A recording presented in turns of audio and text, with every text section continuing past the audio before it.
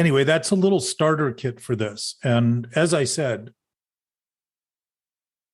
and we started recording a little late for anyone else listening, if what we have been doing is irrational and unreasonable and preposterous, to start considering things that might be accurate will seem unreasonable, irrational, and preposterous. And the beauty of that is that it's not that the things we're thinking about now newly are irrational and unreasonable and preposterous. Considering anything that's accurate actually gives us a clear view of the unreasonable, irrational, and preposterous thinking we've been doing, or that we are doing, in the sense, my experience has been that I'm not only thinking the things I think I'm thinking, but I'm thinking things I don't even think I'm thinking. And if I can operate at that level where I can be doing something I don't even think I'm doing, that's a very divested approach to a unified, synchronous wholeness that would be able to function in ways that would be good, not just for my own experience, but everybody. And I would suspect humanity has been struggling with that for as long as we've had emotional problems or insanity. Insanity is a thinking-based problem.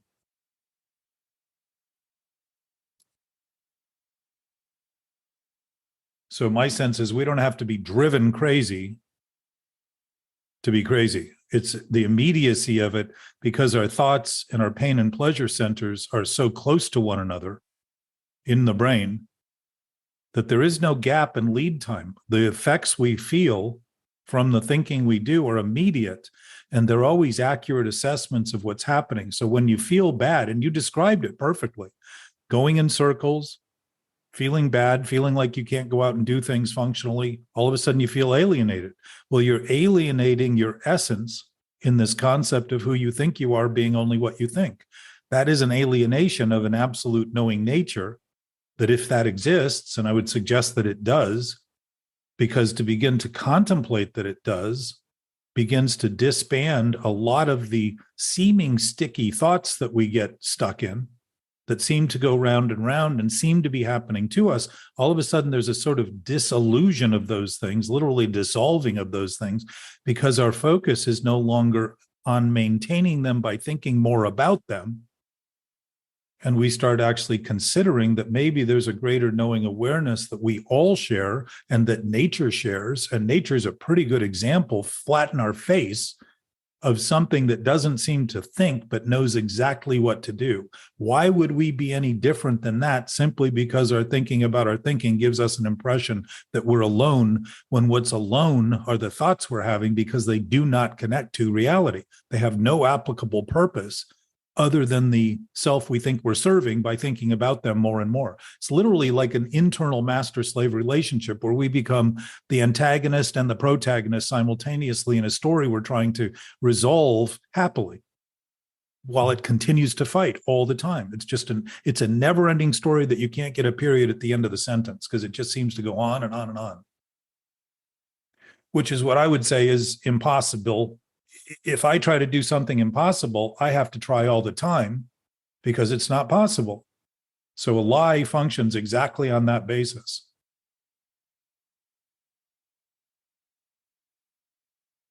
Any of that ring a bell?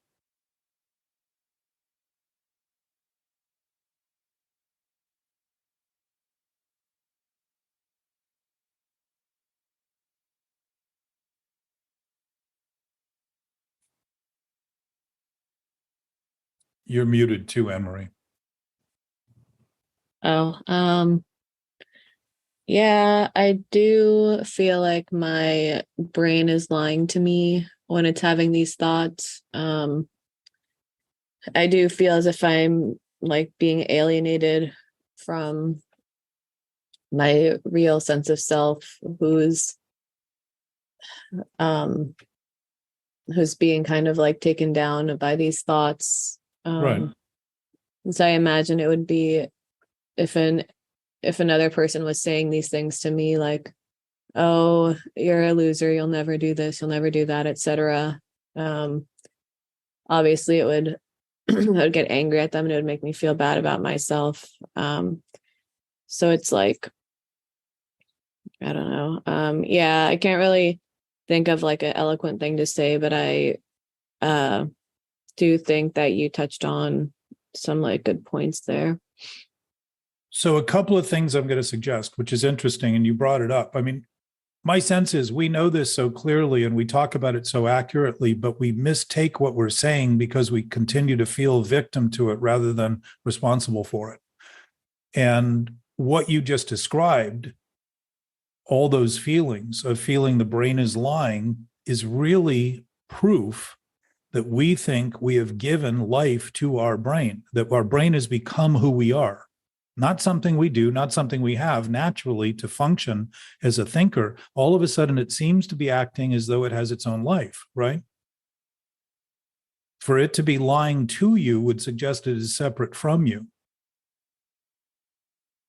And to feel alienated would be a natural consequence of thinking the brain has a life of its own where it can be acting against you, just like we think the self we have, the ego, can act against us, and thoughts can act against us and intrude on us. As soon as we make believe the thinking is truth and reality, rather than reality and truth provides the potential to think, that self you're referring to that seems to be obscured, you're even acknowledging exists, which is a very strong sense of clarity in the midst of this other chaos that seems simultaneous and can seem overwhelming because we have historically been paying more attention to it, which is what continues to foster more. If I pay more attention to thinking I don't want to think about, I'm going to create more thoughts about that thinking. And eventually I feel like I'm drowning in thoughts.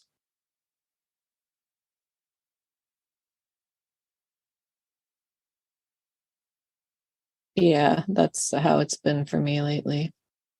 So a suggestion,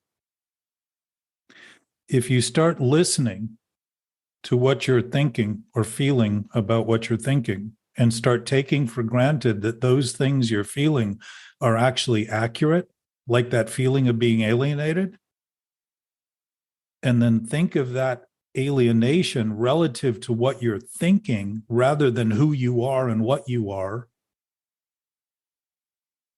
you're going to see that you've been invested in the idea that all you are is what you think.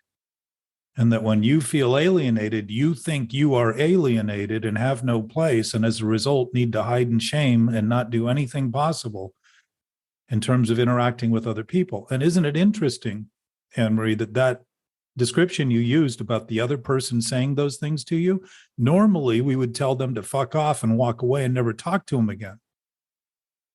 But in our own experience, we continue to foster this as though someday we're going to get it right. And someday those thoughts are going to be nice to us the more and more we cater to them. And they never are, because they're born in fear, because we know it's wrong. We have a greater sense of knowing. We would not know something is wrong if we didn't know better. So these things are sort of like the Academy Award nominees every year for your consideration. they're not the winning formula, because you're going to do with them what you want to do with them and what you think you should do with them, and or what you're willing to do with them. Since we all have that inherent, seemingly independent right, but we all share that right collectively. And it doesn't mean what we think is right. It simply means we have the right to think and choose. So if that's the case, the responsibility that comes with this is the fact that whatever we choose, we want. And whatever we have, we want. And if we have these things that seem to be happening to us that are so sick, it's pretty sick to have those wants. So there's obviously something that's gotten into that's gummed up the mechanism in the way we're approaching what we're doing to give us those impressions and then give us the impression we have nothing to do with it and it's happening to us. And all of a sudden we're living in this seeming world that seems to be attacking us and has all these narratives developed around it that tell us that. Rather than say, oh, that's just a thought. I'm just thinking my thoughts are real. My thoughts are true. For my thoughts and true to be real, they have to be independent of me. If they think for themselves, rather than a byproduct of what I'm doing, we are given bodies with brains that think. Thinking is not the problem here. It's how we utilize it and misutilize it and mistake it that creates the misgivings that we live with.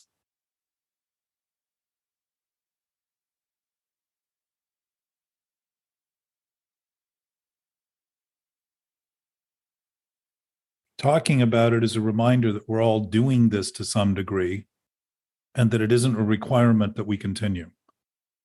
As it becomes more obvious that other people are doing it, which you'll hear other people talk about, their experience. Anthony's been with me about as long as anybody. He was at a men's retreat I did 3 or 4 years ago. And, it just, something struck him that day. And again, I don't know my words do it. My sense is if we have a knowing nature that is intact, that is as pure as we imagine this other self can someday be, then it's always existed that way.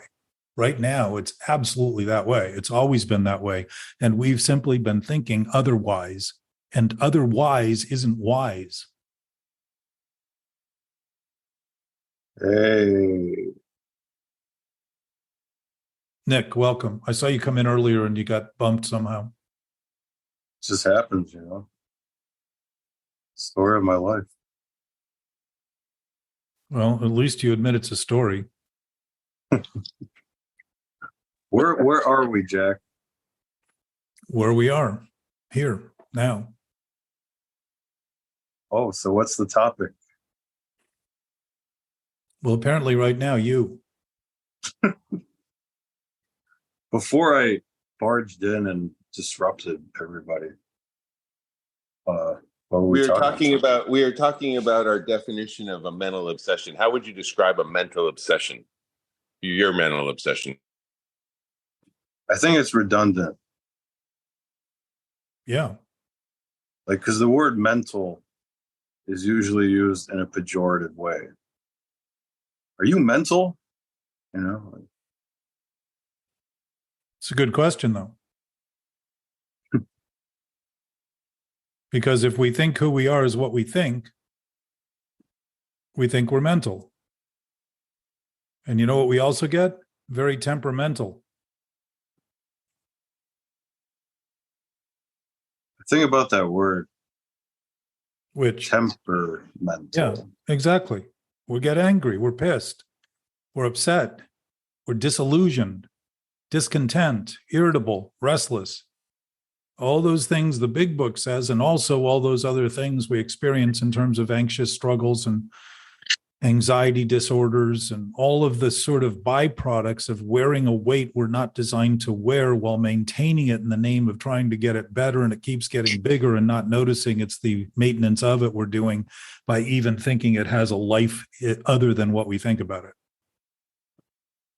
Is there a cure? Well, I would ask, is there a problem? If it's delusion and all it is what we're thinking that isn't true, all it is a thought that we think is true that isn't true. That's delusion. So it doesn't actually exist in anything other than thoughts, like lies. And Anne-Marie, this is another point too worth noting, that lies don't live anywhere other than in thoughts. And they only live in thoughts as long as the claim that they're the opposite. A lie only claims to be what it's not and what it can never be, which is true.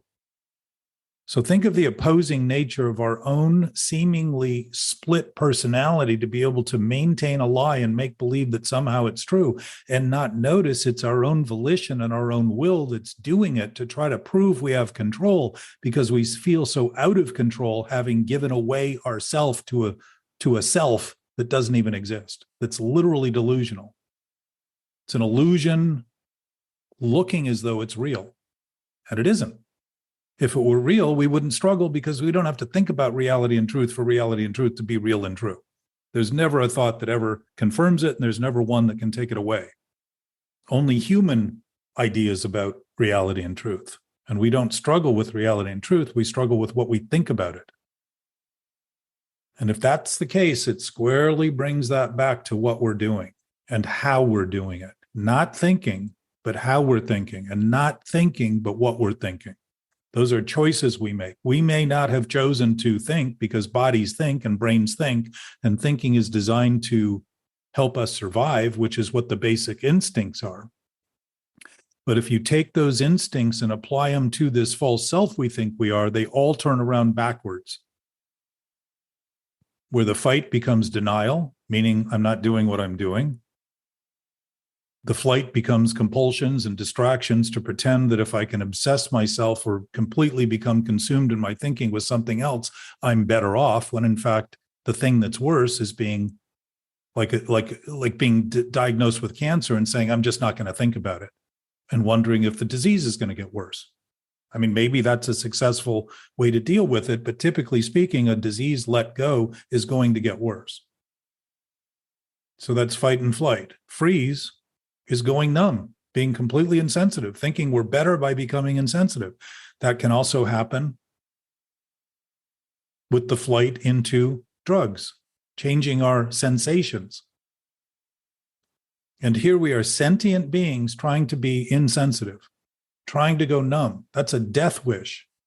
We're asking for suicide. There's all the reactive, impulsive, and compulsive behaviors are suicidal ideation, and suicidal tendencies, because they're all asking for us not to be doing what we're doing, not to be who we are, thinking that if I can finally get the thinking right about who I am, that it will be right, when in fact the whole idea that who I am is what I think is wrong to begin with. Anything I do, any self-help I do, is going to get me more and more enmeshed in a self that doesn't even exist except to the thinking I do. And it's not to say we can't think of ourselves in those terms, but when we think it's real and start operating on that basis, now we're thinking fantasy is reality. And I would say that's a pretty good definition of insanity, seeing and hearing things that aren't happening. Jack, can you discourse for a bit on like depression and stuff? Like what are your thoughts in relation to mentally obsessive thinking and depression and all that? Well, if we maintain an impression, if we think something is the way we think it is, we're creating an impression about that thing. All right, let's go subtle here. Let's start with the subtlest thing. Let's say that I think I am an idiot, right? And really what I'm thinking about is my thinking is being idiotic. But if I think I am an idiot, I'm making an impression on I'm making an investment in how I think about me, myself, who I am, all those kind of things. All of a sudden, I've made an impression. If I maintain that chronically, it becomes depressing, because the chronic weight of these impressions is cumulative as we go forward. If we get better and better and better at denying it, we get better and better at trying to live with it. And as we get better and better, this is exactly why people overdose. They get a certain tolerance. They think the drug they're doing is helping them escape the problem that they have, which is mental. They're trying to get away from it. But the problem grows. So what do? More drugs. We need more drugs. We say we have built a tolerance. What we're really building is an intolerance to facing the growing problem. And as the problem grows, we think we need more to solve it, because we thought the solution was going numb to it and feeling better about it, rather than wondering why is it humanity is constantly trying to feel better and not talking about what's worse. It's all backward. So I would say depression and anxiety disorders, think about the word, a disorder. If I'm putting my thinking in charge of reality and truth, and my thinking isn't in charge of reality and truth, my thinking is in charge of thinking, all of a sudden I am taking reality and truth on, which I have to be denying reality and truth to do that. I have to say there is no reality and truth out there other than what I make of it. That would be a disordered way of thinking. So what do I end up with? Anxious disorders, metabolic disorders, psychosomatic disorders, nervous disorders, anxiety, tension, neurosis,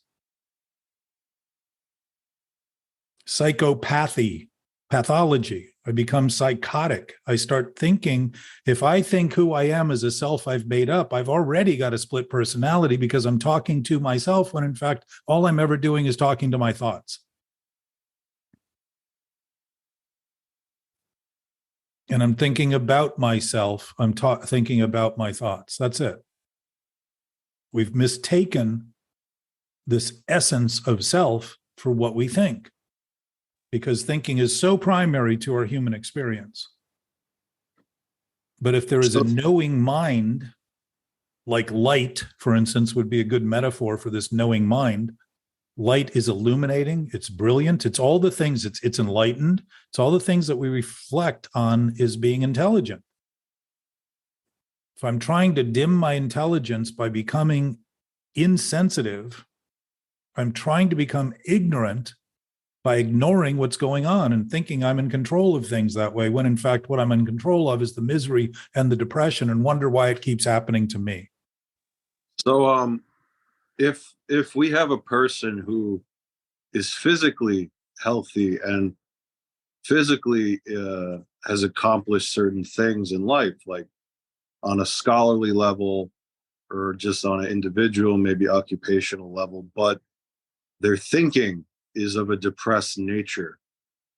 It's not like you can think your way out of depression, right? You have to physically do things in reality, right? If you thought your way into it, you can think, if we can make it worse, we can make it better.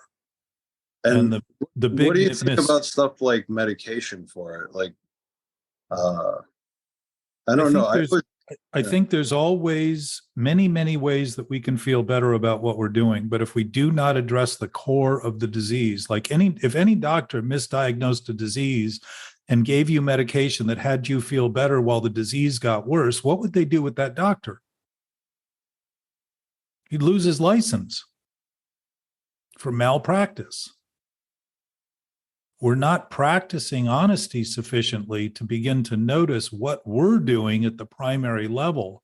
And anything we do secondary to that is simply treating effects, symptoms, rather than looking at the cause honestly. And I would say we're always looking at the cause honestly because we know something is wrong. We know something is bad.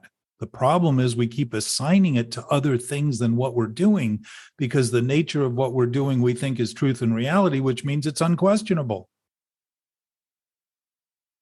And when I think what I become is a thought, like an eyeball can never see itself, I don't think I have any perspective anymore whatsoever, except to think what I'm thinking is all there is to think. And I think I am, in fact, reality and truth. I don't have any perspective. I become in the thought rather than observe the thought. But I will guarantee each of you and everyone listening and otherwise that if you take a moment to look at your thoughts, you'll notice you have an observatory view of your thinking all the time, even when you think you're in them. My sense is the sickness has us become so demented that we start making claims that are preposterous in the name of trying to justify what we're doing and have it appear to be real and true by coming up with these vast rationalizations of why we should continue because there's no other option. It's interesting, we both think there's no other option, and then we have the same, simultaneously, the thought that there's nothing we can do. Interesting how clever it is that we can come up with a rationalization that covers both bases to give us the impression the only thing we can do is to continue doing the thing that's killing us. Can a healthy mind conjure sick thinking? Or must a sick mind conjure? I would say all of ours are healthy minds because we are aware that something's wrong. If we didn't know something was wrong, we would think this is the highest and best use of our capacity, and we would never have any doubt in what's going on. But think of the doubt that comes with the depression. It's an accurate assessment that we doubt what's happening. And what do we use it for? We use it as something to get over, to try to feel better than those discomforting feelings, rather than say, wow, if I actually think about the words I'm using in relation to the feelings I'm having and think about those words in relation to the thinking I'm doing, it's perfectly assessing what I'm thinking. It has nothing to do with who I am, but what I am doing with what I have. And what we have are bodies, because we're not our bodies. If we are spiritual in nature, and that's just a word we use for this thing that seems to be ethereal and invisible and incapable of being defined, but if there is any natural, infinite nature that would be considered spiritual, we can't be apart from it, or it wouldn't exist at all. To think of ourselves as something, to think of our experience, our existence as something separate from that, is to think that thing does not exist, because if it's infinite, it can't have exceptions. It can't be for me and not you.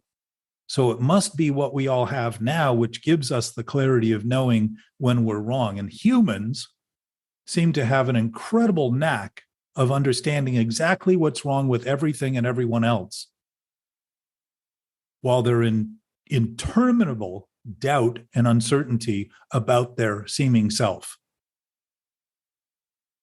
Have you ever been able to think your way out, Jimmy? I'm just asking general questions because I think it's interesting that in the United States, at least, it's what I would call a depressive epidemic, like where everyone uses this word depression, and the pharmaceutical industry is like, "Hey, we have the cure. It's in a pill bottle," or "Hey, we have the cure, Exactly. electrotherapy," or "Hey, we have the cure. Let's put like brain surgery into you." Have What's you ever interesting- been able to think your way out, though, Nick? Has that ever, can't you ask the question? Are you able to? What would you say? I mean, I had a thought that was reflected by my reality, wherein I decided to engage my reality. I think in terms of being an addict, I was running away from reality. So I was having thoughts that were not in alignment. But once I started being in alignment with reality and then looking at the realistic circumstances I was in, I accepted it. And that is when I started healing and building and moving forward for once. So something to note too is that we really believe that when we don't accept it, we are not in reality. We think it goes somewhere. And think of how human bound that thinking is, to imagine that something that's infinite ever goes anywhere other than we think it's gone somewhere because we think it isn't there, because we think what we're thinking is real and true. So that naturally leads to thinking reality and truth isn't real or true. So we think it's gone somewhere, and we think it's come back when we start aligning ourselves with it. It's never gone anywhere. So it means it's always here. It's always available. It's always accessible. It's always our platform for our entire existence and experience. And to begin dispelling the rumors and the human traits we've assigned to the stories we tell is to start to melt the edges of those things and start to realize Jack Kerouac said that the enlightened man has always been enlightened, realizes he's always been enlightened, meaning it was just a delusional state being catered to by thoughts, thinking about those thoughts as real because they were serving the thinking they were doing as though it was true. If I come to a conclusion about something that's wrong and then start thinking of all the things that would have it look right, I'm not making the thing right. I'm just making a case that can never be made sufficiently to turn that wrong thing into right. And what's wrong is something that doesn't exist in reality and is thought to exist. So delusions would be illusions, which is nothing wrong with illusions. We have imagination. It's one of our highest attributes. But we turn it into a liability when we think all of a sudden what we imagine turns into reality and truth simply because we think it is. That's delusion. And delusion means, like a mirage, there is no oasis in the distance worth expending all our energy to get to, because when we get there, it's not going to be there. Not because it's not going to be there when we get there, because it's not there when we set out to get there. It isn't there now. This delusion we have isn't happening now except to the thinking we're doing. It doesn't exist. So what do we do naturally to help reinforce this? We treat symptoms and effects. It's largely what medicine does. Make people feel better. Try to unravel the thing that's wrong. We're coming from the effect standpoint, which means we're avoiding the cause rather than saying, if we have undermined our body's natural capacity to produce the chemicals that it would take to resolve this problem without having to ingest human-made chemicals, healing would become natural, which I would say we're naturally designed to heal. The body is constantly trying to maintain homeostasis because it knows what balance is, so it recognizes imbalance and it creates compensating accommodations for that. If that's the case, and I'm undermining my body's ability to even function, I'm making that possibility less and less and less to try to prove what I'm thinking is real and true. When in fact, what I'm proving is how I can kill myself and use that death to confirm I was in control. That's I think insane. Anne-Marie has a question. Yeah. Yeah. What do you do when these like thoughts you're having are reality? Because it's like the thoughts that I'm having are just like I was in denial about being dysfunctional for so long. And I've just recently came out of denial because I had to. And it is true that I've been a dysfunctional person. The thought is maybe the thought that's not true is that I'll never get better. But like Yeah. it is completely true. My thought, this reality is true that I am dysfunctional. So like what do I do with those thoughts? Well, have you ever been to a horror film? Yeah. So it feels real when something, you know, you're going there to see something that doesn't really exist, and yet you're shocked when you see it. Right? Yeah. So the fact that we can create those experiences doesn't make it real. It means that we have created such an elaborate scheme to give ourselves the impression that we're actually creating reality, when in fact, all we're doing is creating effect that scares the shit out of us and has us think we're hopelessly deadlocked in ever trying to get out from under it. Doesn't make it real to make it seem real and appear real, because this is all happening in a brain that's doing what brains do, which is thinking and imagining. And if I've imagined things to be real and true, I've imagined that there's a permanence that I cannot undo, because we know reality and truth do not change. They don't come and go. They don't start and end. There is no beginning or end in that essence of an infinite state. We know that to be true. So we think when we create our own reality that that too is so permanent as to begin to just fuck us forever. It's never going to get better. Now, I don't want to tell you what to think, Anne-Marie, but I am very clear about what I think is happening, because I've worked in this direction for many, many years with dozens, if not hundreds of people. And as long as I make believe something is true, I'm going to abide by the dictates I think it is doing, rather than start to see I have given it that seeming power. Just like I thought alcohol was my problem and I thought drugs were the problem. The problem was I thought I could do it with abandon and not face the consequences that I always faced. So what did I do? I drank more to prove I could control it. And what did I get? More and more proof. And what did I do? Learn to deny it and deny it more. Rather than concede the whole thing was based on a thought that was untrue, that will never be true. Because truth doesn't come in parts and pieces. And if any part of truth isn't true, it ain't true at all, period. So to think in absolute terms is to start to actually reorient to the nature of our existence, rather than the one that we have presumed to be the nature of our existence and we call human nature. Human nature is the nature of expressing an absolute source. It's not the nature of trying to make believe that it's alone, fending for itself, fighting for a life of its own, when it's already been given life, and life itself never fights, because these are life forms we're dealing with. Our bodies aren't life, they're life forms. They're expressions of possibilities of life.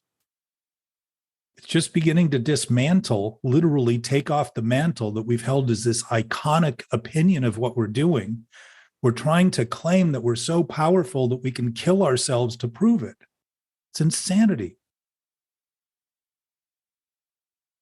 Reality is reality, and it takes no thought whatsoever. Truth is true. It does not take our thinking. It existed well before humans started thinking, because it doesn't exist in time or space. It isn't something that's bound to these limits that we feel are natural and primary to existence. The limits that we see as primary are actually secondary, and they're byproducts of the potential of an infinite source, of the potential of possibility from an infinite capacity. And that may seem high-flying and far-flung, but it's been talked about through human history by people for thousands of years. And I suspect we simply haven't come to terms with, just like we didn't think there was anything beyond the horizon and thought we were doomed to move toward it.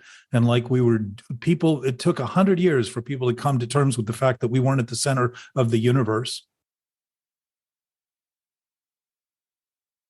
When forks were invented, to eat with. It was considered sacrilegious because we were separating ourselves from nature. Humans have gone great distances to fight for ideas that aren't ideal and have no ideology other than the conclusion that thinking thought they were right and real. We have a lot of history to confirm this. Every war is proof of that. It's always over a thought. That's it. What we are most offended by other people is the defense we have to the thinking we're doing when they get close to it. Seems offensive because it challenges this thing we call ourself and our reality, and all of a sudden we think our life is threatened by another thought. It isn't true. But it certainly has created a cacophony of opinions to substantiate it and justify it and have it appear that way so that we can continue doing exactly what we've been doing in the worst way possible and claim we're getting better. How about if you tell her, Jack, how it was for you? Like, you went through the same thing, right? It's not like you're reading this out of a textbook. You know what she's talking about, right? Well, I just explained what I did when I was drinking. Yeah, but there's something about explaining it that's not the same. I think she's looking for like, yeah, I felt fucking crazy too. And then this is what I did. Why don't you ask, given that Anne Marie's here, why don't you ask her what you think she's thinking? I think she feels hopeless. But it should be a freeing feeling. She's really looking in the mirror and seeing the real reality. And it's scary, but once you get through it, I think it'll be freeing instead of caring. It's a lot of work to pretend that you're okay. Once you admit you're not okay, it's really freeing. I'm not doing anything to try to tell somebody it'll be okay in the future, because if we're not dealing honestly with it in the present, it won't be okay in the future. I'm saying for you it was. I'm not saying for her, for you. Well, I'm speaking, okay. If I'm speaking at all in honest terms that are applicable, I would say it would apply to everyone. If we're thinking about a future that isn't here and thinking it'll be okay then, and that there's hope, I guarantee you that feeling of hopelessness is absolutely correct. Remember what I said, Anne Marie, about starting to actually look at the feelings we're having? Yeah. Hopelessness is an absolute, clear, honest response to the fact that continuing in that direction is absolutely hopeless because there is no hope in it whatsoever. You can invest all the hope and all the faith and all the belief and all the trust in it, and it will fail because the promise of a lie is a broken promise, always. It's the whole point of a lie. Lies do not exist in the universe. They exist in the brains of humans. I think I'm frightened because I see that my dysfunctional ways of coping, it is hopeless to continue down that path, but I have no idea what it looks like to be functional. That's more frightening for me. I would suggest to you, if you don't mind me leaping into your brain, that when you began to realize that you may be dysfunctional, you were starting to actually observe things accurately, and to look at what we've been doing is horrifying at first, especially at first. Because the complexity we've created and the seeming reality we've created is a horror film that we feel like we're going to be gobbled up by if we go any further in that direction. But keep in mind, a lie is only going to lie to us. So the fact is, in reality and truth, the clearer we look at something, the more honest we are at looking at it. If it is disturbing and we are disturbed, we are seeing it accurately, and it is beginning to actually dissolve because we are no longer resisting what we're doing. We're starting to align ourselves, like Jimmy was or Nick was talking about. We're aligning our thoughts rather than maligned with what's going on. It's starting to actually say, wow, this is really sick and this is really terrifying. And the scary part is horrifying. Jack and I were just having this conversation, I think yesterday, 3 years later. It's the same thing we were talking about. Well, it isn't ever the same thing, but the roots can remain the same while the experience we're having and the unraveling of it becomes, circumstances, Anne Marie, can be very, very trying for any of us. If we're facing something that we've never done, it's a challenge. And challenges aren't unnatural in our experience. They're probably the most challenging, the most common thing we deal with. Because the question always is, if I want something, am I going to get it? And there's a good chance we won't get it. And there's a better chance that we may get it, but not in the way we thought we might. And the degree to which we are beginning to interact on a level where we're not interreacting and reacting by defensive. Think of the word react. We're constantly acting in a way that we've done before as a defensive mechanism to try to ward off this potential that we actually look at what we're doing honestly. So to see it honestly is actually to see it hopelessly. And you're absolutely on the button in what you just said. It is hopeless to do the same thing and think it will finally solve the problem when the thing you've been doing is the creator of the problem. Yeah. Einstein said, and I think I wrote somewhere in one of the intros to this that I'm no Einstein, but Albert was. And he said, you can't fix this problem with the same thinking that created it. And yet, what do? We keep leaning in, thinking someday, somehow this will work. What have we done? We've used hope in the exact wrong direction. We've used faith in something that is faithless. We've used trust in something that is untrustworthy. And we've used belief in something that is absolutely unbelievable because it cannot happen. We have thought that addiction is thinking that the impossible will be possible the more and more we do the thing that's wrong. I think what I really need is not the drink I'm having, it's the next drink and the next drink and the next. It's always sometime in the future that I'm hoping it's going to get right while I'm doing in the only moment I'm ever in the present, the wrong thing. What am I learning to do? The wrong thing in the moment, the wrong thing in the moment. What's my future going to be? Me very, very much a master at doing the wrong thing, thinking there's nothing else to do, nothing else I can do. No other option. That's addiction. That's exactly what we do in thinking. And this thinking problem is the primary root, the trunk of all the branches of compulsions, all of them, the hundreds of them that we have. And anyone who gets sober starts seeing they've got a lot of other compulsions.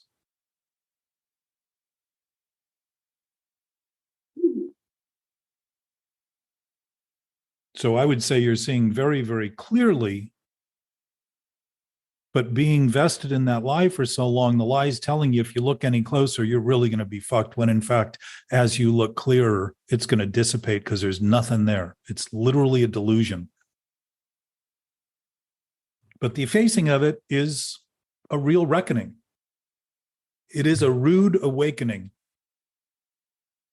And it doesn't always feel good, but I guarantee you it feels better than the years you've been maintaining it as though it's something you could get over and feel better than, that have been building in your system in ways that will unravel. The tension and all that starts to actually relieve itself because you're not putting your body under this depressive strain all the time. The depression is opposition. If we're opposing reality and truth in the name of promoting something that doesn't exist, there's nothing there we're actually resisting because we have no impact on reality and truth when we resist it. But we're creating this idea that we can promote an idea that's not true as true when all it is delusional. There's nothing there other than the thinking about it as being real. It's all just. And I think also a normal lifestyle looks like taking a nice deep breath. When is the last time you took a nice inhale, Emery, and just felt good, right? All your breaths are probably really short right now and just not taking in a lot of oxygen. I think just with basic. But that's just a metaphor, Anthony, for exactly. But she wants to know what it looks like. That's what it looks like breathing normally. When we are depressed mentally, our body becomes depreciated physically and depressed. So what do? We don't have good posture. We don't breathe well. We don't eat well. We don't. All the things that would give a sense of well-being are things we wouldn't do because we're trying to prove we're in charge. By having the misery become so overwhelming and so consuming that we have nothing but proof. And what's interesting about pain is a guidance system, like fear is a guidance system, that something's wrong. Something needs attention that isn't getting attention. If it were getting attention, we wouldn't have the pain. That deep breath felt good, actually. I took those deep breaths I took felt good. I still feel like take a nice deep breath, Amory. When's the last time you really? I'm just asking a real question. Like, when's the last time you just exhaled and inhaled?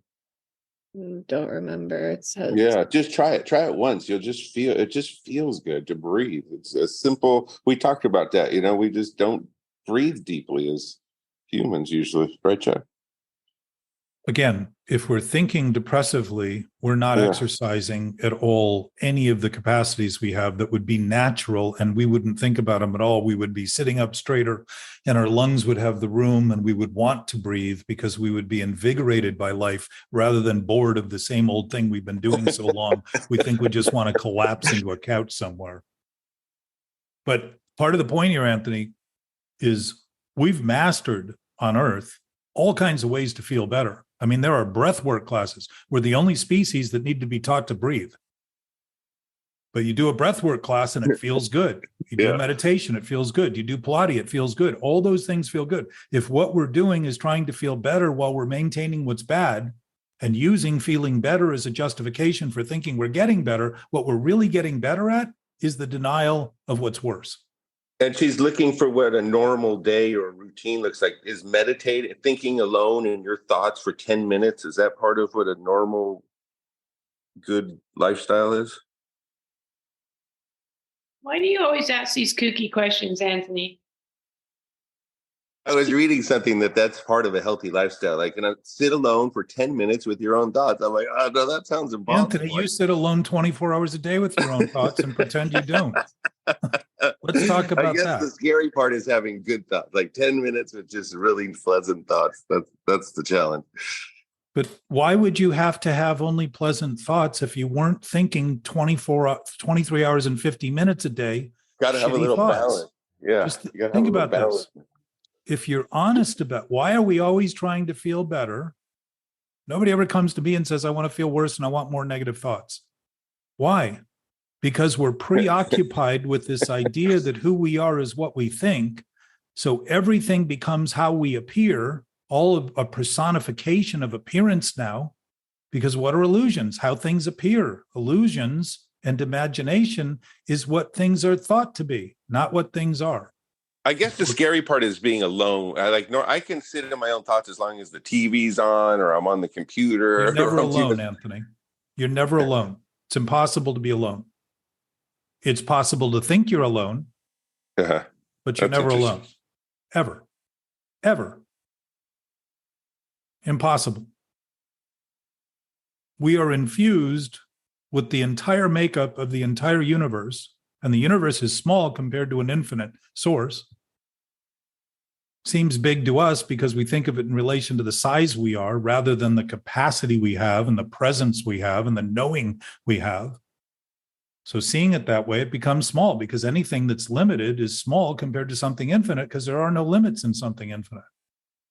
So there can't be any divisions. Indivisibility is our nature. We think of it as being divisible because we think of things only as they are visible in parts and pieces, articulations, separation, forms. That is not the primary nature of existence. That's a secondary nature of a life form that we're experiencing reality and truth through. So the question is, does reality and truth change when I don't think it's real or true?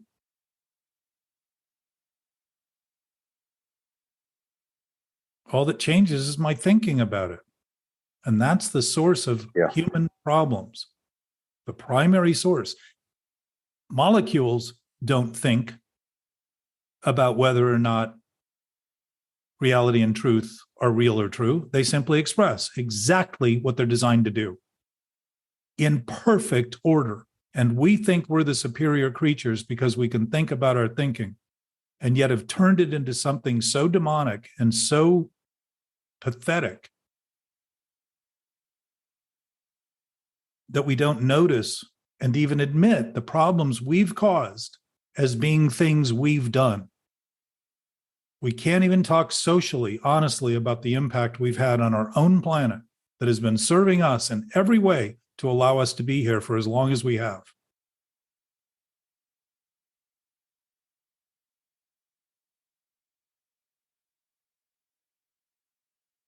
Does that make you feel better, Emery?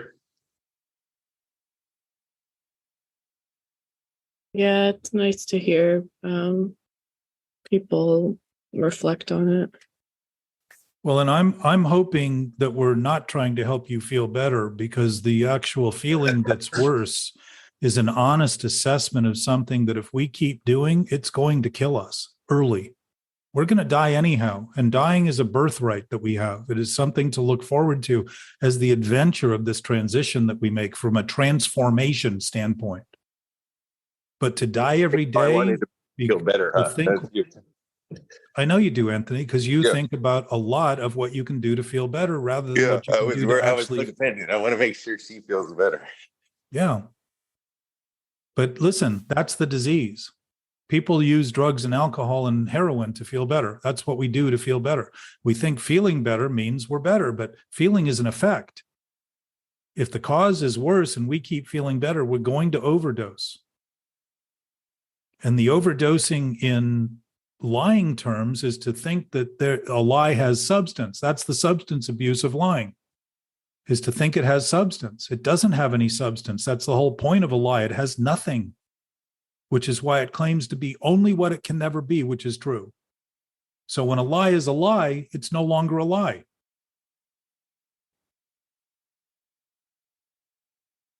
A lie only exists on the basis of claiming to be what it's not.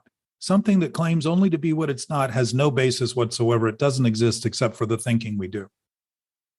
And to do the gymnastics it takes to maintain that kind of thinking depresses us and undermines our ability for all of our bodily systems that function without any thought. And yet the thinking we choose to do undermines every single one of them, and or has the potential to allow them to really elevate and reach and express their capacity to heal things before we even notice the pain, before we even think about what might be wrong. That's how we're designed to operate optimally. That's what this consciousness, this human consciousness, has been given us to do, this ability to look at what we're thinking and think of it in terms that include an infinite source. Not just act on its behalf without any contemplation or consideration, but willingly, proactively begin to notice that that's actually what we're designed to express, because it is like a dam is designed to hold the water back. It's for the sake of that water flowing through it to generate power and electricity. We are channels of that power and that source. And it's enlightening and brilliant and radiant and all those other words we use, because light, interestingly, always travels at light speed. It never builds up to light speed. It's constantly doing light speed. So it never changes. And if I'm doing half light speed is still doing full speed ahead of me. So here's an absolute condition in our seeming physical universe, revealing the absolute nature of our existence. And to look at it accurately is begin to actually witness the radiance that we are always, that we always have, that we do what we can to obstruct, to give us the impression that we're actually in control and in charge. And the only reason we would ever want control and charge is because we think we're not in control or in charge, because we've created a self that we think exists and it doesn't have any basis in existence at all. For me, I like to spend a lot of time thinking about who I can blame for all of the problems I'm having. If Anthony, somebody would have just done something differently. Did I tell you last week the thing I read about, maybe it was this week, I read some things that Winston Churchill said. And he said, I'm not faulting you. I'm just blaming you. he said, I don't think it's your fault. I'm just blaming you.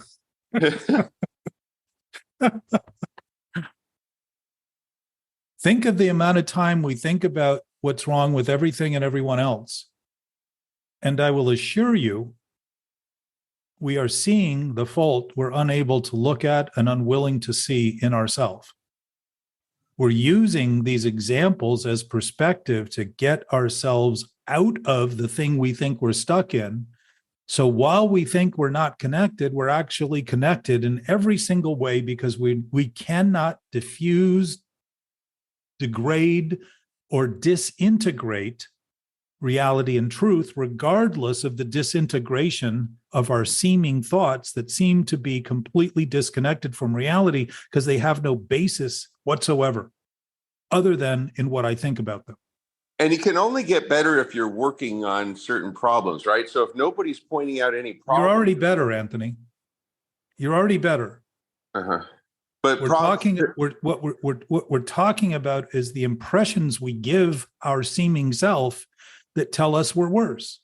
We're already better. We're already in complete and absolute. If that absolute state of existence and life and reality is true, that's our state right now. And what we think about it right now. Easier. What's that? It's a lot easier that way. I like that. Well, I mean, imagine the work we have to do to contemplate things and rationalize and justify things so in such great complications as to make believe that we can't even undo them when all we're doing is maintaining it with that thought right now that they even exist. They're no more complicated than we're trying to divide 1 in half and get to 0, and we never seem to get there and don't understand why. Yeah. Rather than admitting we're already there. The hardest place to find is the one you're in.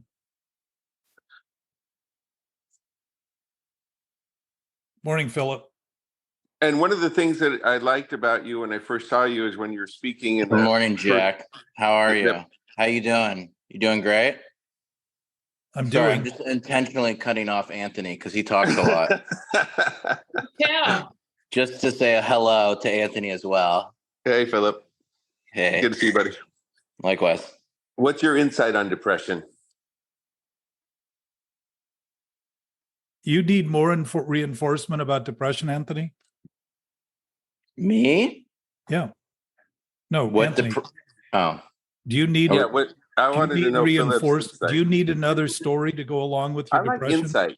I'm looking for insight. What's the insight? It's imagined. It's delusion. Do you want to sit here and talk about how you can further refine the ideas you have that plague you so that you can think more about them as though they're real? You're perfectly capable of spending your entire day thinking about butterflies as being your parents. It doesn't make them your parents. You can think that all day long. And you can come here and ask us what we think about your butterfly parents. But it's not going to actually do anything but complement and give you more and more reason to think that when you're alone, thinking about these things is going to straighten them out when you're actually confirming they exist when they have nothing more in existence than the delusion you give them. So right now, I'm going to suggest the whole point of this conversation is to think about absolute terms and absolute reality and absolute truth and start to ask ourselves why we spend so much time trying to figure out the other stuff as though it's anything other than addiction to thinking somehow we'll get it better when it doesn't even exist. How can you get something better that isn't any more than you're thinking? You know what's better about it? Realizing it has no basis. So you can now think about it and say, why am I spending my time even thinking about something that doesn't exist when I could be engaged and invigorated and have vitality in the interaction I have with everything that's going on? It's possible, Anthony, because it's the only possibility, and the rest of it is all delusion and impossible. And that's one of the things that I liked when you're speaking. That one kid that was talking about how he'll be driving in his car, thinking about some depressing thoughts, and he'll get distracted with a phone call. And then when he hangs up, he's like, no, what was I thinking about that was bothering me so much? So he'll go look for those thoughts again, Like relate to that. We believe when we think our thoughts are true that we are now designed by the misery we create in those thoughts, and those become our attributes when they are simply attributes of the thinking we're doing that are no different than a script writer developing personalities for characters they're creating in a movie. It's the exact same thing. All we're doing is writing a narrative and a novella or a novel about a life that is all dreamed up. It isn't who we are. Our life is in perfect order, wholly intact, as it is, as we all have it, not as I have it and you have it and it's separate. So these thoughts don't need to be thought of the way I talk about them. And I talk about them in maybe an insistent manner because I want to drill home a chance to consider them in ways that you begin to notice, each of you, in your own words, how they apply to your experience, so you can begin noticing that absolute state of being has no words attached to it, can't be comprehended, so it can't be apprehended, so it can't apprehend me.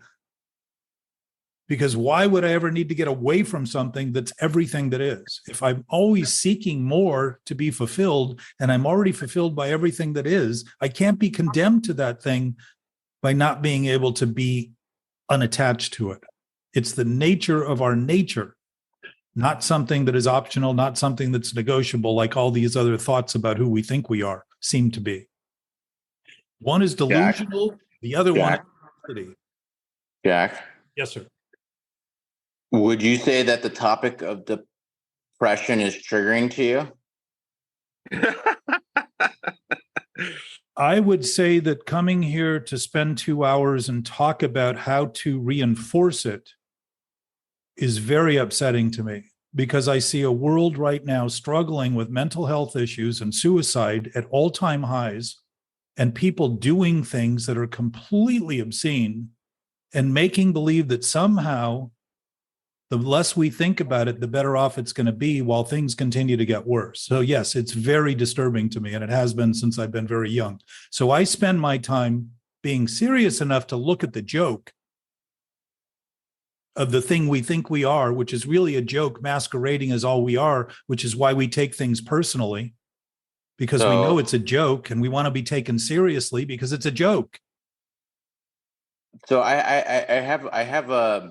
have a point, but I have another question. Have you experienced depression? All the time, yes, a lot. Okay. For me, I kind of draw the line in between, just to do it really succinctly. But I do believe there is societal and cultural framing, which, there's a framing around that, which I very much agree. And then the stories, and they perpetuate, and whatever we think. I've experienced, if you have thoughts for 10, 20 years that are similar, that lead to depressive feelings, obviously it's going to feel inherently natural to your daily experience. So the reason it's going to still create discomfort. It's going to still create a sense of alienation. It's going to still create a sense of disconnectedness. And what we get better at, Philip, is ignoring those things, which is the basis of ignorance, and being insensitive to those things, which is the opposite of what we are as a sentient being, and thinking that it's now natural to do the abnormal and natural thing because it's just human nature and it's just the way things are and it's never going to change. And that's the exact story that has perpetuated the mythology and superstition around our inability to heal and correct what we consistently, incorrectly reapply and reapply and reapply. And all those cultural ideas that we develop to consider that we're framed in and limited, when they're all just stories to justify the maintenance of this exact same thing. And I completely agree with you. I completely 100% agree with you. I think the part that is different for me is that, not different, but I think it's similar. We maybe language it in different ways, is, when I have those things come up, I have to go through them and I have to feel them, because they have to dissipate. But at the same time, I do, because of this practice, I do have that separation where I see it as a thought and I see it as a story.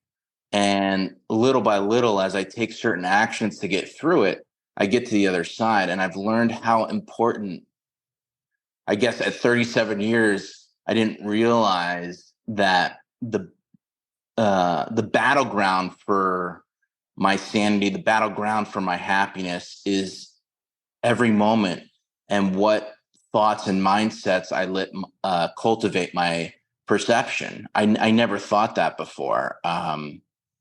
But if I just see them as what they are, what happens is then I start to see what's around that thought, what's around that feeling is something infinite, something, as we talk about. There's, for it's me, not God. It's not around it. It's in it. It's everything. It is the essence of everything. But I think we experience it around it first, and then we experience it in it. however we experience it that's incorrect is just another story that we think identifies us as individuals and segregates us in the same way that we think we're disassociated from reality when we feel lonely. It's the exact same story that we're telling. And Okay. the reason I make the point is because we go to great lengths to identify things as specific to us, like the words we use and the way we go through the experience as being so unique and special, which is exactly the thing we do to maintain the idea that we're separate from reality and truth. They're all outflows of that development. And culturally, we've done a pretty good job of it. If something is absolute, it's absolute regardless of what we think, period. It's not in something, it's not out of something, because it's not in space or time. There's no dimensional aspect to it. It's a present state of being that when I'm depressed, Philip, I am engaging in thoughts that aren't true. It isn't real, and it's only happening as a result of my own opinions. Mm-hmm. And most of what's happening, in my experience, is that I'm starting to see things like Anne-Marie, the clarity you had about your situation and saying hopeless and all those other things you associated to it were accurate assessments of the condition. It's very different to start thinking of them that way, because it begins to become obvious that we have a body that's actually working in our favor, and we've been misinterpreting what it's doing by thinking it's something to get over or feel better than, rather than start to say, wow, this thing is giving me like perfect GPS coordinates, and I made a left turn when I should have gone right, and it's telling me to make a right turn at the next block. It's helping correct what I'm doing that's wrong. That's another inherent design point or aspect that we often mistake for something we have to do. You said you have to do this, you have to do that. You don't have to do any of those things, because reality and truth has never abandoned you. It's always been there. And when we think we have to do things to take credit for it, we're looking for credit for reality and truth, rather than starting to say, thank you, you're always here, it's always our experience. And I wouldn't have such clarity in what I know is wrong if I didn't have that awareness of what is absolutely right.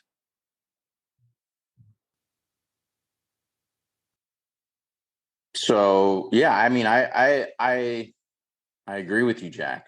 Not about agreement, though. This is about starting to notice that we launch into lots of stories that help identify what we're doing, rather than concede this other thing is always happening. It's always present. It's always shared by us. It's always it's not even part of, it's always the sum total of everything we're capable of even imagining in the present right now. So if we practice talking about that more, you would see that a lot of those other ideas that you think are true, a month later, you'll start thinking, I don't even think that thing anymore. Because when what's unnatural disappears and dissipates, it doesn't seem natural to miss it. Because what's natural is what we're experiencing. What's natural is natural. It's always been natural. We've been investing ourselves in this calamity to try to make believe that somehow we'll undo it by thinking it's true and there's something to actually undo, rather than start to see it's nothing more than a delusion that we're maintaining right now in all the ideas we have about everybody else and everything else, rather than see that it's absolutely here. It's inherent to our existence. It isn't an option. It isn't negotiable. It is right here, right now, as it's always been, always will be. So if that's the case, what do we have to talk about? Well, Jack, I just had an interesting experience, and that may be why I texted you. I had a guest from, dig this, New York for 5 nights, and he surfed, but that was about the only thing that I would have thought that we had in common. And I had to I didn't have to practice, but I did practice my neutrality and my lack of taking things personally and my lack of judgment, because I kept reminding myself that there's no him and me, that we're not in fact separate, that we are all a part of all that there is. But there couldn't have been a huger chasm, void, canyon of thought than the two things that were happening. Like everything assaulted him. The birds were too loud. My grass wasn't cut like a golf course. Maui wasn't as pretty as Kauai and Oahu because he had experienced them before, but not Maui. That Maui didn't have good waves, and that he had talked to a lifeguard, and that only Kauai and Oahu did. And every time I wanted to defend, I just rested in the fact that we're all one and that we're all a part of, and that fear conjures up weird things, and had to it was an amazing experience, because even I would say a year ago, I would have been defending and explaining and conjuring and trying to alter his thought process. And most of what he was saying probably was just a story and wasn't even true anyway, because there was some kind of fear because of lack of control, because we were out in this rural property, and he's a retired fire captain and is usually in charge of things. And it must have been a very humbling experience for him. He didn't leave early. I thought he might, but it was very much an exercise in neutrality, and that we are in fact one, and that there is no right and wrong. I sort of took stuff a little bit personally, but once I let that go and realized that we really are all one, and that, even if I defended and in some way convinced him that it was beautiful here and that it was lovely and that he was wrong in his assessment, it wouldn't matter, because it just is what it is. It's everything that there is available to us at any time. And it was, I don't know, it was just an amazing experience, not defending and not taking things personally, and just you're finding some ease in the ability of other people to think what they think. Yeah, exactly. So what's interesting is we never take things personally unless we think we're a person to take them. Right. The problem is, it's when we think our thinking is who we are, we're offended by people's thoughts. We think our life is at risk by their thoughts when they don't think like us. Right. So we will always take it personally when we're invested in a thought that we think is true and real, because we're going to immediately think that thought is who we are, not something we're thinking, not just simply a thought. Mm-hmm. Very different when you start realizing that. There's no problem with the fact that we have separate bodies that seem separate while we're intimately connected. There's no problem with the fact that we each apparently have the ability to think what we want, that we have free will. So it means each of us get to choose what we think, whatever way we want, any way we want. There's nothing wrong with that. It's just part of this scheme we're in, this experience we're having. It doesn't make us separate to be able to think thoughts that don't agree with everyone else, because if you start realizing that everybody's thinking thoughts that they're coming to conclusions to, I don't have to have your thought to be recognizing that you have your thoughts and think what you want. And when I'm thinking what I want, realizing I'm not what I think, it doesn't matter to me what people think, because I know people are going to think what they think. They're just going to do that. No matter what. Yeah. And all it is a conclusion about things that aren't, nothing we think is true and real in any absolute sense until we start thinking of things in absolute ways. Then we actually start introducing our thoughts to this absolute nature, which is to start to see that everything that's happening is always happening wherever we are. Everything, we're connected to it all. And Anthony, if you're afraid of not having enough and you've already got everything, and you launch off in a direction to think you need more, you're also simultaneously claiming that everything doesn't exist right now, right here. And I also noticed that it says, is surfing better in Oahu or Maui? It says it remains the most crowded place, and Oahu is a 360-degree swell magnet. So opinions abound. And Anthony, you can give me some of your abundance. What's that? I said, you can give me some of your abundance. You already have it, Philip. Yeah, you already have it, buddy. All right, you got it in the look. You got the looks abundance. If we all have it, then there's nothing we have to have. Think of that term. We have to have something. We've taken the word have, meaning something we possess, and turned it into something that's a demand to do. This is not what the word is defined as. And I went through the Oxford Etymological Dictionary to the beginning, and it's never been an imperative. It's always been a word that suggests we have something. So when we think we have to do something, we're obviously denying that we have what we have to give us the impression that there's something we have to do to get something we don't have. It's twisted.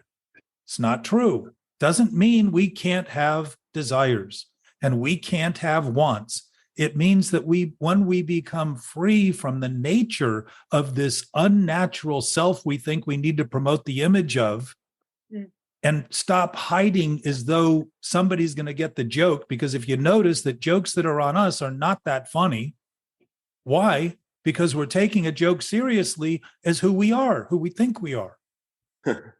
Historically, it's not funny for the person being laughed at. It's funny for everybody else. Why? Because it's not them being focused on. And it isn't him being focused on either. What he's afraid of, what she's afraid of, is this self that we have, that we thought we had a better appearance of, that would be taken seriously by people. We generally say, you don't take me seriously enough, because we don't take ourselves seriously.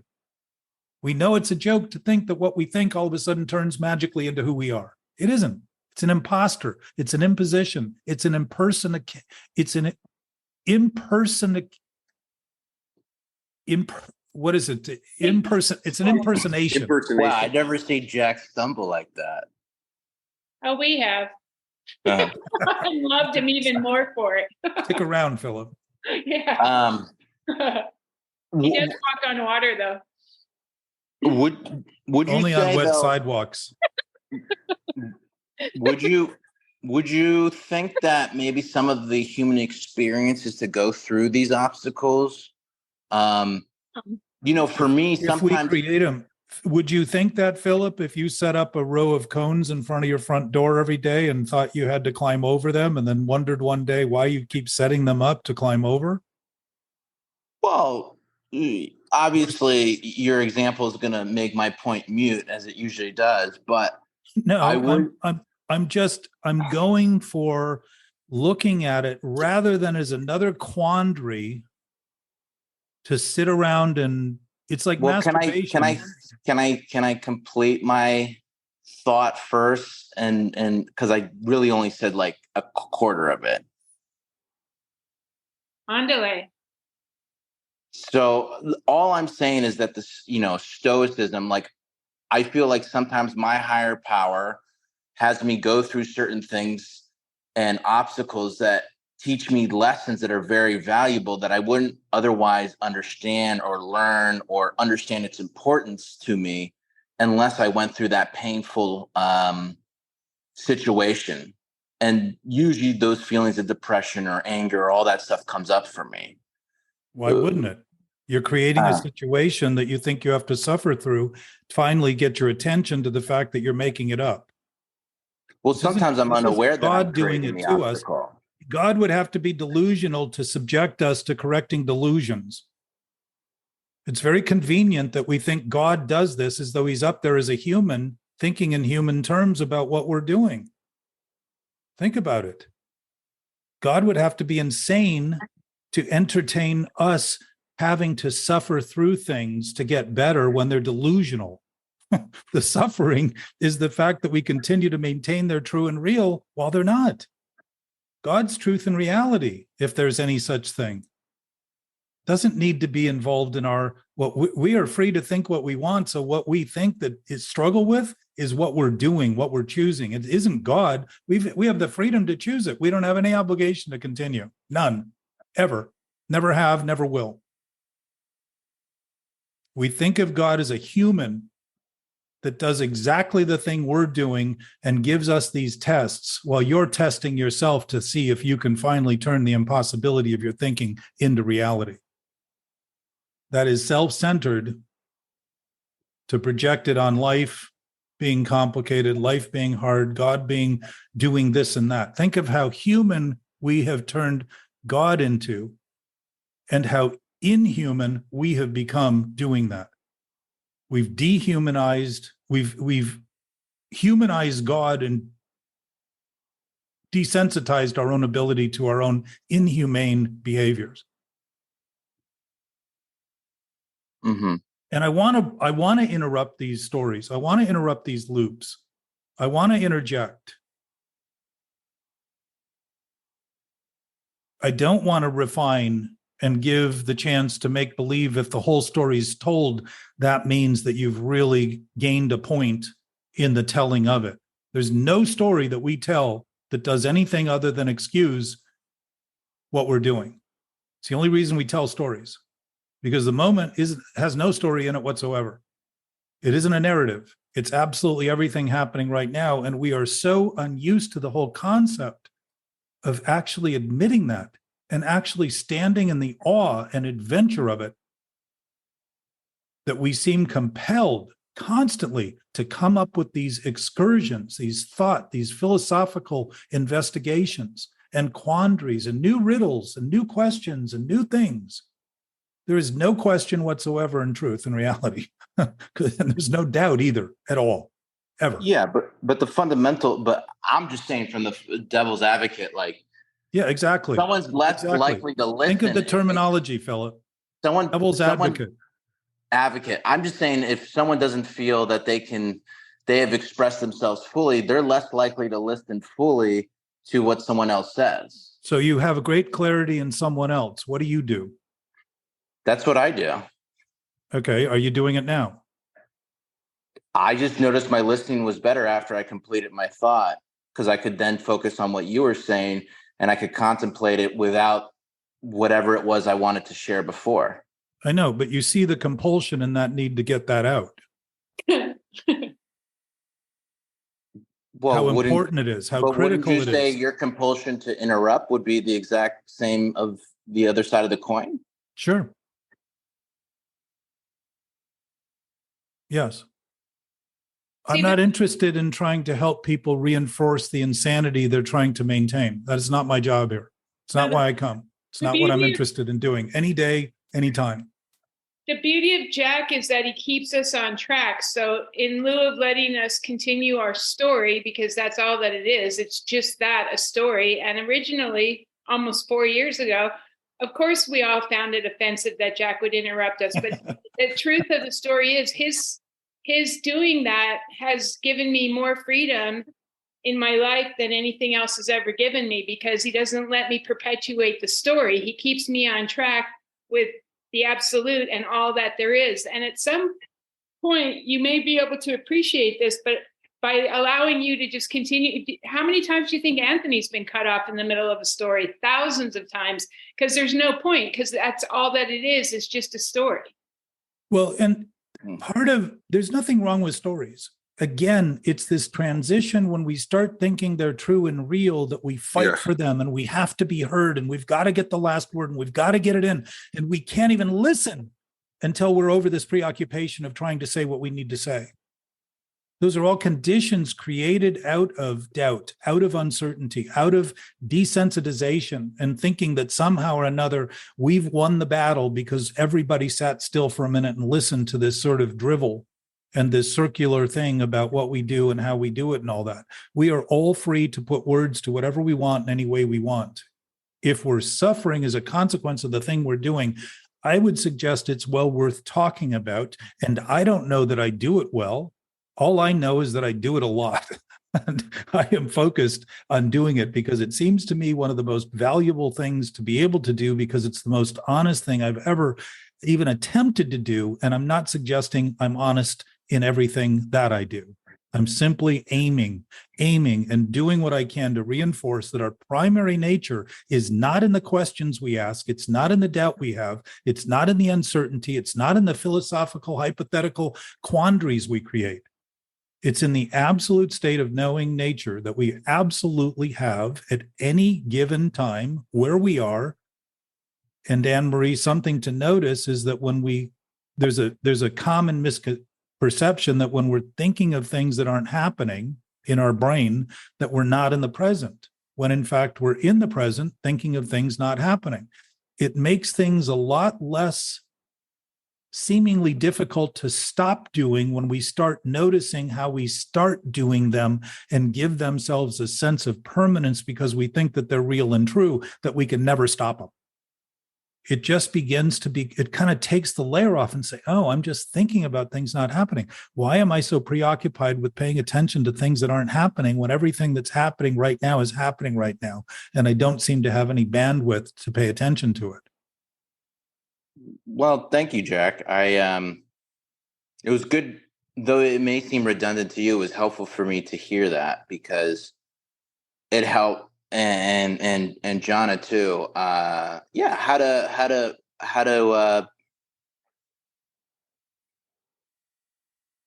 how to focus myself when I come here to listen, and how to understand how things operate is definitely helpful for me, because it also is the operation of my own functioning of my human experience too.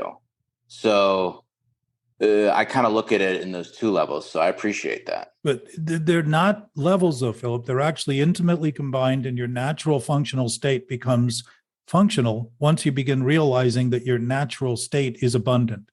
Your natural state is fully intact. If we can be thinking sick thoughts and have feelings that feel hopeless, we're being given perfect information for the conditions we're creating. Well, because we think they're true and real, we think it's who we are that is demoralized rather than the thinking we're doing that is immoral, that has no basis. Our functional capacity, we've already been given everything. This earth has been providing us everything we've ever had. It's a very good metaphor for the abundance. Everything we've done that may have harmed it has still allowed us to produce everything that we use today to survive. Mm-hmm. Our functional capacity is natural, and we have begun to think it's unnatural and rare and exceptional and something to get to, and that there's distinct levels here. In an infinite source, there's nothing distinct whatsoever. There is no division. There's no separation. It's a seamless unity that is absolutely always present everywhere that anything is present, because it isn't in space and time. Space and time can't escape it, because space and time is a concept within it. We are in it. We are of it. And the point of re-aiming, you know that when we talk, I challenge you during the week to focus, to bring your attention to a point where you start looking at what's not doubtful, what's stable, what's available, rather than the thinking, the distractions, and all the different directions we can take it. If we can consider that this stability is always stable, always where we are, always what we are, the thinking starts straightening out immediately, because it's no longer tasked with a job it can't accomplish, which is to turn what's impossible into possibility by turning illusion into reality. We aren't what we think. We think what we think we do. It's something we do. Just something we do. Like waving my arm does not turn me into a bird. I can keep doing this and I'm not going to be a bird. It's something we do. We cannot be what we do. If we talk about it honestly, it will dispel the rumors that we've been spreading in our own brain like this.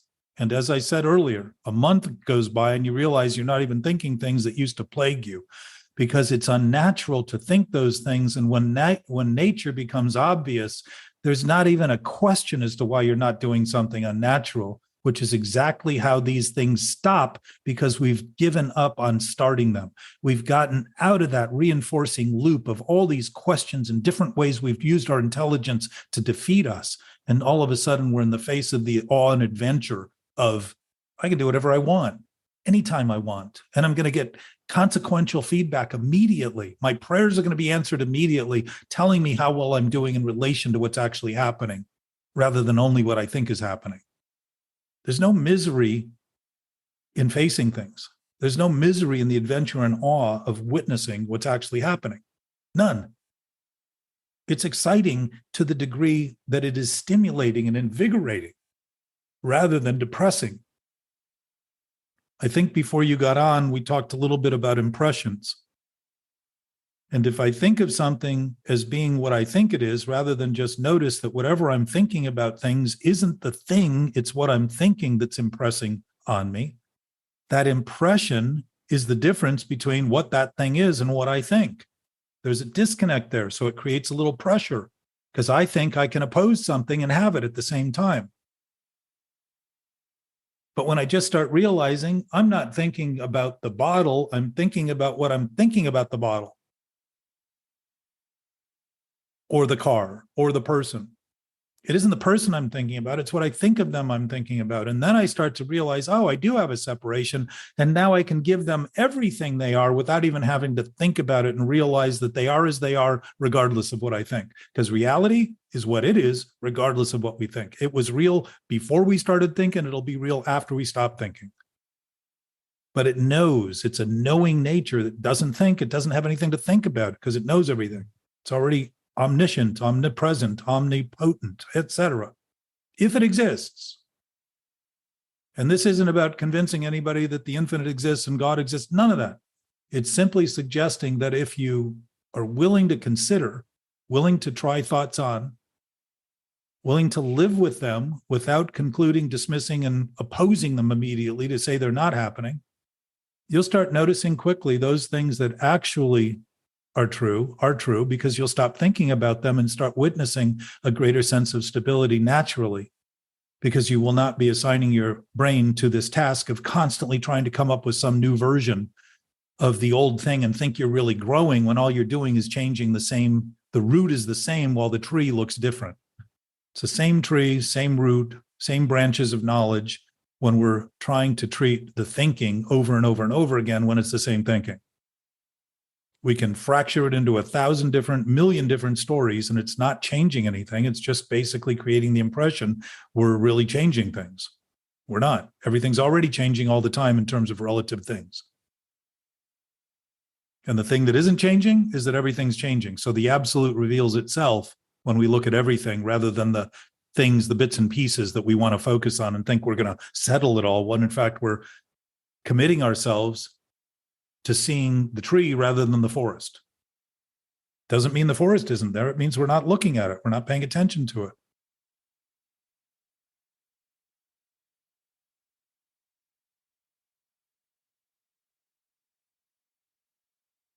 Does that make you feel better, Phil? Much, much better. I don't think we're aiming for feeling better, Anthony. We're aiming for feeling what we're actually thinking. That was a joke. I just teasing I get Jack. it. I get it. But I want to repeat this, though. The idea of thinking what we're thinking is simply conceding that we're thinking what we're thinking. If what we're thinking is disturbing and we are disturbed, that is a good feeling, and that is actually better than thinking what we're thinking isn't disturbing. 100%. 100%. Starting to feel better is starting to get better at feeling, because we're actually starting to get better at admitting the thinking we're doing. So the feeling will naturally reveal the thinking. It's giving us, feelings give us perspective. If we're constantly trying to manipulate the feeling, we're trying to treat the effect, the symptom, rather than the cause, the thinking.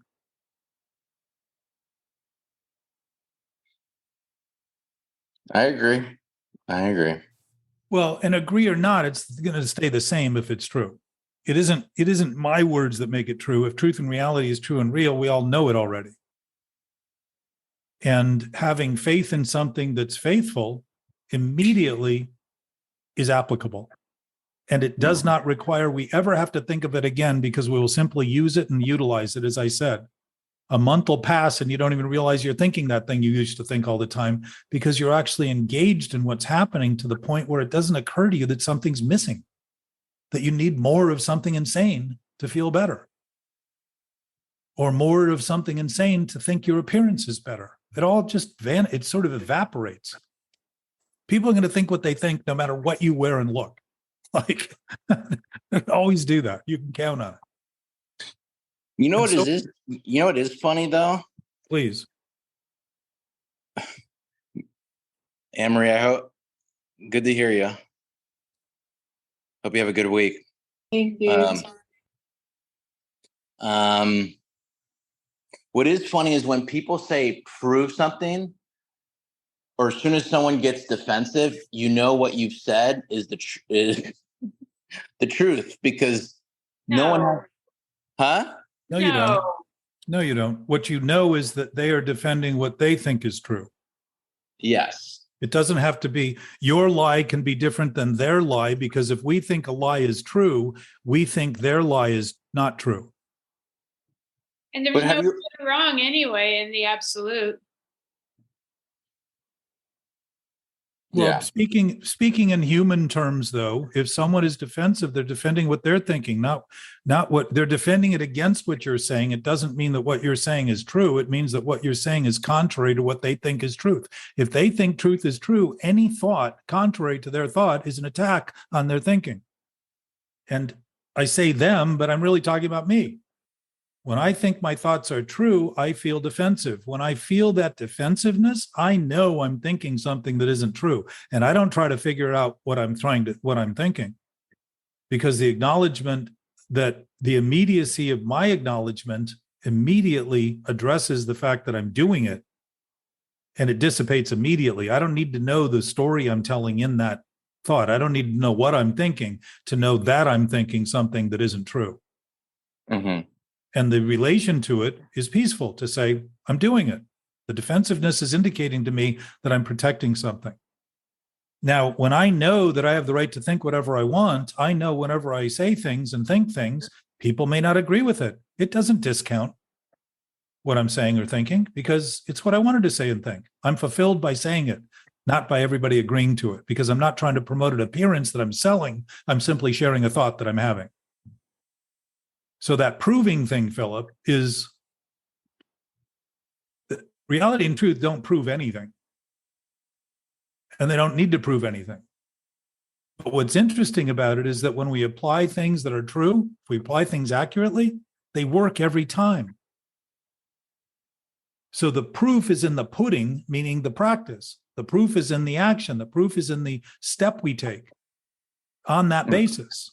And it will always work when we apply something that works, just like in mathematics. It'll always work. We don't have to think about the entire learning curve that we went through to learn how to apply math. Once we know, we do it. We act on it. We don't have to think about it. We can do it in our sleep, literally, as we often say, because we know it. We've experienced it. So we can repeat that experience and get the same fulfilling result because it's applicable. It has a place that it relates to the seeming reality around us. And I don't even say that matter and all this stuff going around us is reality. It's a product of reality somehow. I don't know what it is. I don't have to know it in terms of thought to have it in terms of it being as it is. So thinking in the most general way, Anthony, eliminates a lot of the little bits and pieces of trying to put it all together. It's already together. It's already whole. It's already complete. It's already seamless.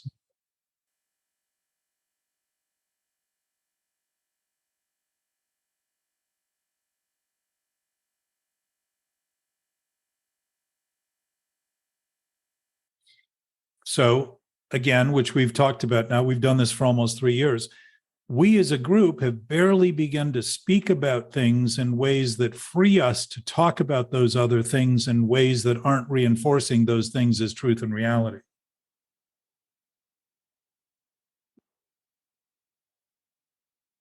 That's the practice here.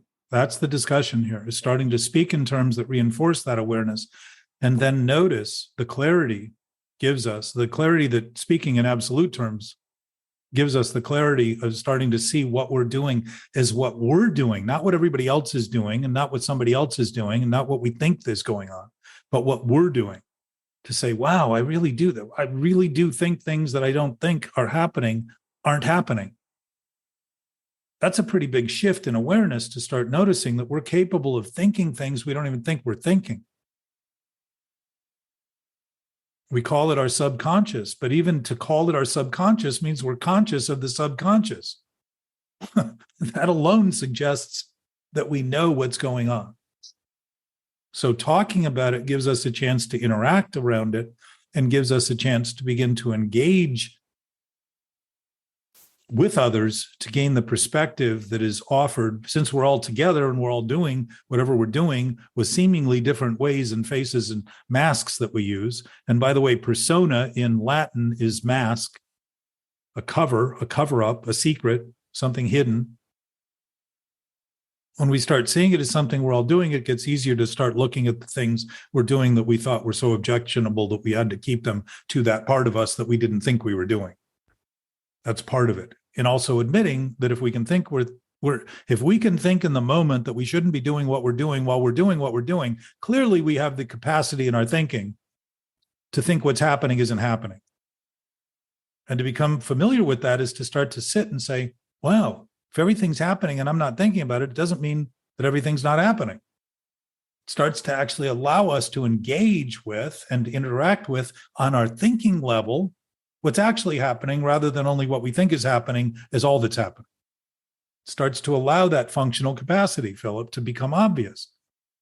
Because if we're a product of that whole abundant thing, abundance is our nature. It's not something we need to work for. It's something that naturally happens when we're doing any work at all in any direction that's beneficial to all and others, which would be the nature of what thinking is designed to do in its most productive state rather than its most disintegrated state.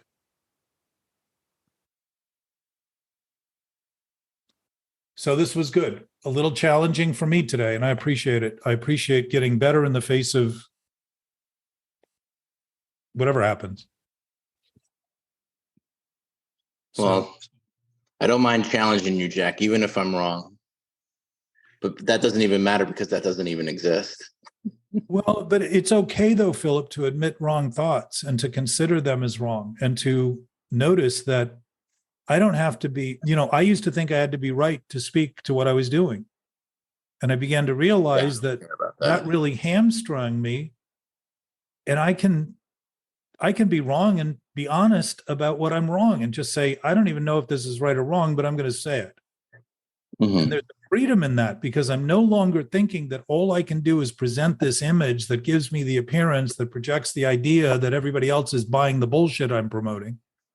Mm-hmm. And I start to actually realize this is just a thought. I don't know if it's right or wrong until I apply it. So if I keep it to my seeming self or I keep it to my thoughts, how much chance am I going to have to actually utilize the thing and say, let me see if I hold the bowling ball a little bit to the right, if I don't get a better result out of it. Mm-hmm. I mean, there's all day long, we're doing things that we're not always positive are going to happen, but we tend to do things we feel most in control of so we can be most predictable about what's going to happen and miss the bounty of opportunity that's out there that we're standing in the face of that may not happen, but certainly won't happen if we don't ever step into it and give it the chance to actually happen. It's all available, all of it. So I think that's part of the conversation that I would like to see us geared toward, because there's an inspiration that comes out of that immediately, inspiration is breath by nature. Spirit is breath, right? It naturally begins to enlighten and allow that radiance to pass through us and be shared between us and start considering things that may seem preposterous, but are certainly possible. And to consider them is to start acting in favor of them and start acting in that direction. Because to say that we're inconsiderate of them is to put up a defense and make sure we don't do them and then yet say, see, I knew that was impossible. When in fact it's possible. Except I can loophole in a co-conspirator to help me defend my wrong thoughts. Yeah, well, in a way, Jana, that shows how vulnerable we are, that we need other people to bolster our weakness and doubt. Exactly. And we want that connection in any way, shape, or form. And so we have it in every way, shape, and form. We have it. We don't need to vote on it for it to be as it is. That's the sort of startling reality of reality, is that it's not up to us. Somehow we are a product of it. Somehow it is a gift. It is whatever it is, we have it. We can't escape something that's infinite. There's no place to go and not have it. So that beginning to contemplate in those terms is beginning to see that we all share this thing, whatever that thing is. It's probably not a thing, but it's certainly a present awareness. And I would suggest that we are aware we're aware, and we know we know. And when we stop the compulsive tendencies or start noticing the compulsive tendencies are only trying to insist by repeating something over and over again that we're not actually in that present state, that delusion makes a lot less sense to repeat and repeat and repeat and repeat and repeat. thinking someday it'll be true. The longer we do it, the harder we do it, and wonder why life seems so long and so hard.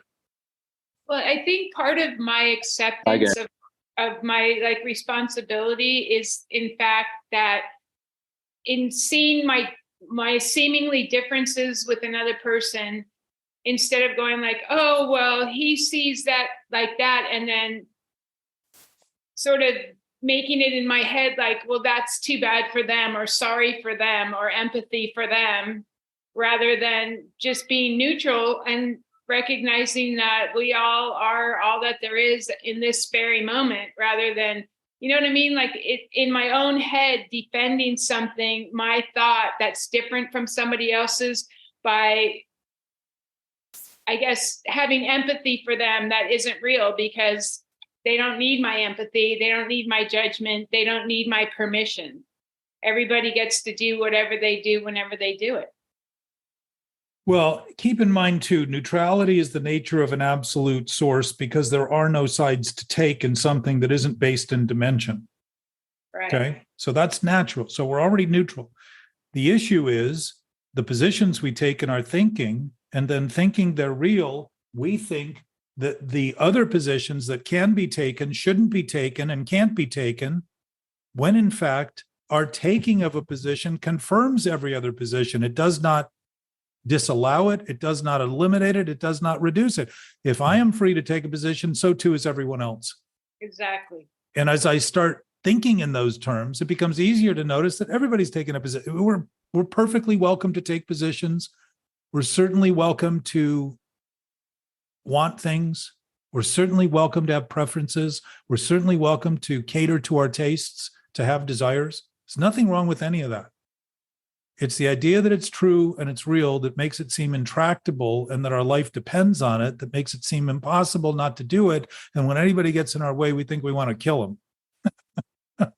Or at least defend our position and find co-conspirators that think the same way we do, and then we band together against them, and then there's them and us, when the truth is we're all one. We're all connected. We're all just here, and we don't need to have something to justify or to defend to live. We just don't need it. We don't have to do that. But we can have it too. It's an option. We can do those, that we can make a decision that we want to get something done and be committed to it and be resistant to things that may get in that way. But when it's down to simply noticing it's a decision I've made and a choice I've made and a preference I have, my life does not depend on it, because now I'm open to options that would have seemed insurmountable and impossible, that may end up with a product much better than I originally imagined, because I'm including all potential rather than excluding all potential simply for the sake of getting what I originally thought I wanted. And it's sad when you realize how much time you've wasted.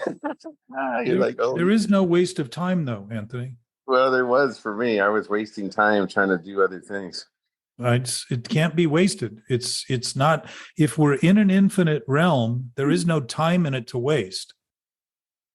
And the thinking of time being a waste is the thinking that your body is wasted, because it's a time-bound thing that you're thinking. We can certainly spend time, but if that's the time it took to learn the things we learned, to think it was even a waste, we're starting to see the bounty of what we've always had to even imagine that we would do something that would seem wasteful that would make any sense, or to do something that would be wasteful would make any sense. It's starting to actually say, oh, like that Jack Kerouac, the enlightened man has always been enlightened. That's really beginning to see that even while we thought we were wasting time, we still apparently have time to contemplate that maybe the waste wasn't a waste at all. If where we are is where we are with everything, and we're starting to notice everything is here now, then that time wasn't wasted at all, because it is now with us here in the totality of our awareness.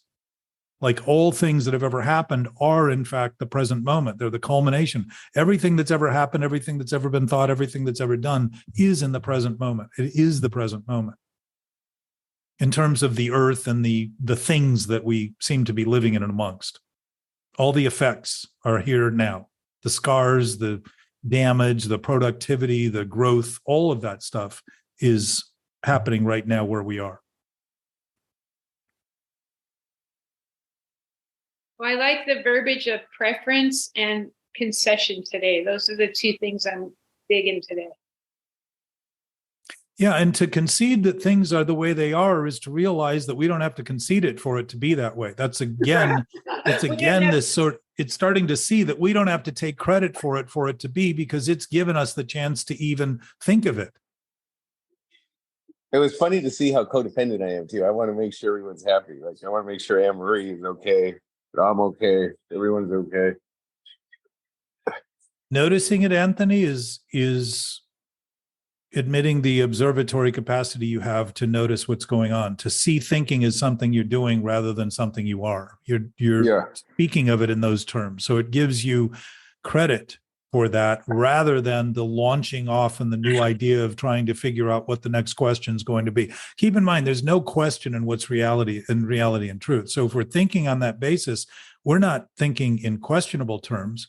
We're thinking in certain terms as to what we want to do that's productive and beneficial for everyone, because we're starting to operate on the basis of our capacity as humans rather than this diminished capacity and this depreciated idea we have about the self-pitiful ideas that we think are true. It just begins to alter that whole state of thinking, because we're starting to introduce our thinking to this, rather than keep reintroducing our thinking to the reintroduction of the reinforcement of the thoughts we're having that are sick. All we're doing is learning to keep repeating them over and over and over again, thinking someday they'll be true, rather than say, well, truth is already true. I don't need to think anything about it for that to be. Now, all of a sudden, my brain is relieved tremendously. But to the degree that I'm doing things I don't think I'm doing, I start to become aware of those things. And that becomes the seemingly new frontier, but really all it is, now that I have practice at noticing anything or something, the most obvious thing, certainly I can start noticing the more subtle things that seem subtle, that I thought were subtle, so I could dismiss them as being nothing to think about, and start to introduce my experience to them. And they can vanish and dissipate, and I can recreate them anytime I want if I really think I want to.